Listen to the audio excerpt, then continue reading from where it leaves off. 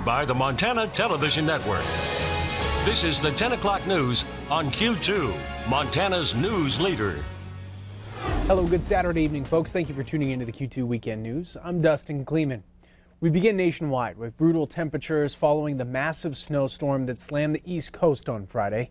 CBS News' Laura Podesta shows us the impact the weather is having on the cleanup and emergency efforts. The snow has stopped falling, but temperatures haven't. Single digits are gripping much of the East Coast as people dig out from Thursday's snowstorm. I got my heaviest coat on here, hat, gloves, everything. In Boston, wind intensified the brutal cold, almost knocking people over.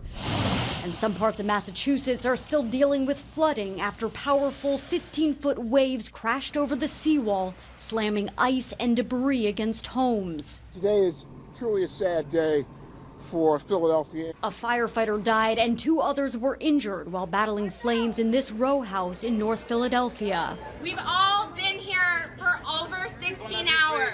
Palpable frustration at airports like New York's John F. Kennedy. It's still trying to resume normal operations after stopping all flights due to whiteout conditions. New Yorkers tell us this is the longest stretch of frigid weather they can remember. To handle this deep freeze, they're layering up. I'm wearing 3 of everything. I have two hats, 3 pairs of pants, 3 pairs of gloves, and 3 jackets. Not everyone is complaining about the weather. Aren't you cold out here? No. These kids are taking advantage of the cold and the mounds of snow to have a little fun. Laura Podesta, CBS News, New York.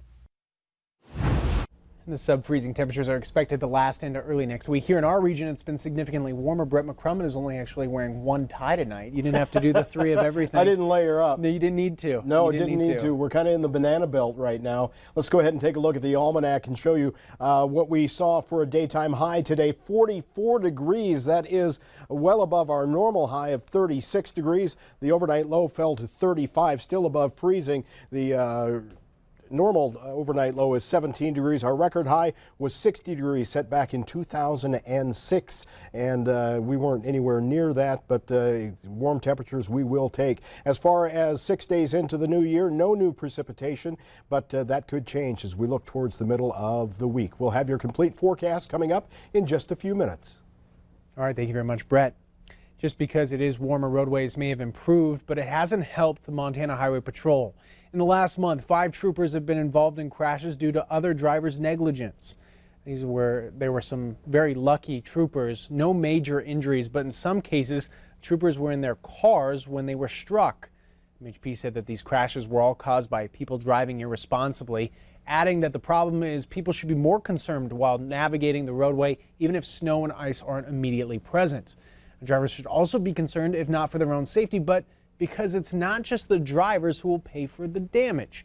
According to MHP, these crashes cost the taxpayers thousands of dollars, since now these vehicles need to either be fixed or replaced altogether. In other news tonight, Billings Public Works Division is calling it a success for its plowing of residential streets for the first time. With the rising temperatures, CMG contractors will begin to replow some of the residential streets that may need some touch-up. CMG will again check all the areas within its zones, which is 6 of them. Work starts on Monday, January 8th at 7:30 a.m. Over 100 teachers from across the state gathered at Great Falls College MSU today for elevating and celebrating effective teaching and teachers, also known as the ESET Squared Conference.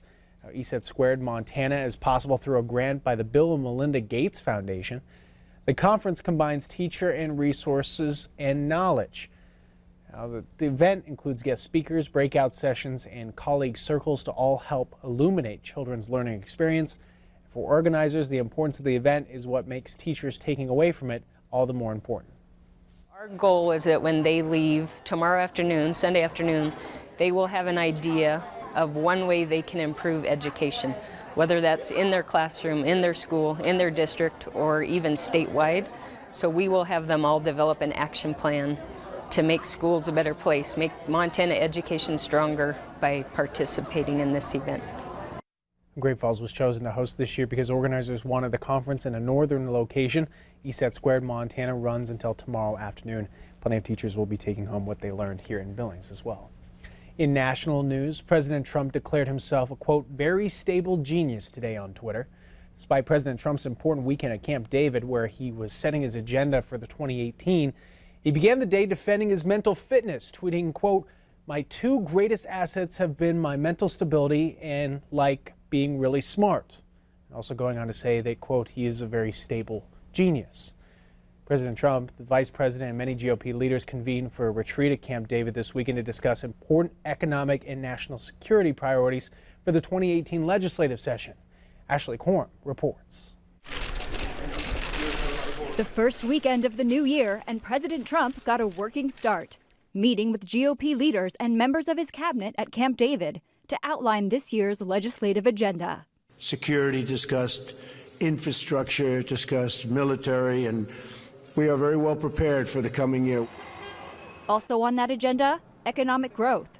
We had historic achievements in 2017 that we want to build on, historic achievements that we believe will get our economy growing much faster. The fight against the opioid crisis. One of the things we are discussing very powerfully is drugs pouring into this country and how to stop it.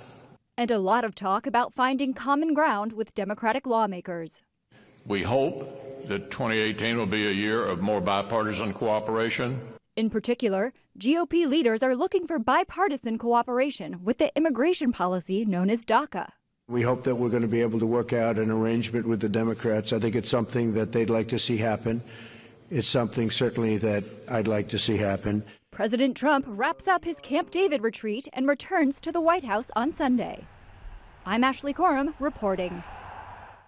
Capitol Hill hopes another positive trend will continue. Overall, 2017 was a pretty good year to get a job, especially for blue-collar workers. Latest jobs report shows the nation's economy added 2 million jobs last year, and more than 406,000 of those the jobs were for construction and manufacturing. And if infrastructure spending becomes a priority, as President Trump promised, this year could be even better. Some manufacturing firms have been unable to find enough skilled laborers, so they're ramping up hiring. Analysts say those businesses may end up dishing out bigger paychecks if federal contracts are on the line. Also, the Trump administration has released its master plan for securing the border. Total cost will be $33 billion over a 10-year period, $18 billion of which will be needed for the border wall. Another $15 billion will be needed for technology, personnel, and readiness. The administration's plan spreads the cost and construction over the next decade. For fiscal year 2018, the request is for 60 miles of primary wall and 14 miles of secondary wall, costing $1.6 billion. Those numbers will increase in subsequent years. Congress has not yet agreed to appropriate any of the administration's requests for funds of the border wall. We'll be following that. Still ahead on the Q2 10 o'clock news, the search for the Malaysian flight that disappeared more than 3 years ago now resuming. We'll have that story at the latest in World News next. And later in sports, 3 home games against 3 nationally ranked teams. A huge night on the College Court in Billings. Stay tuned.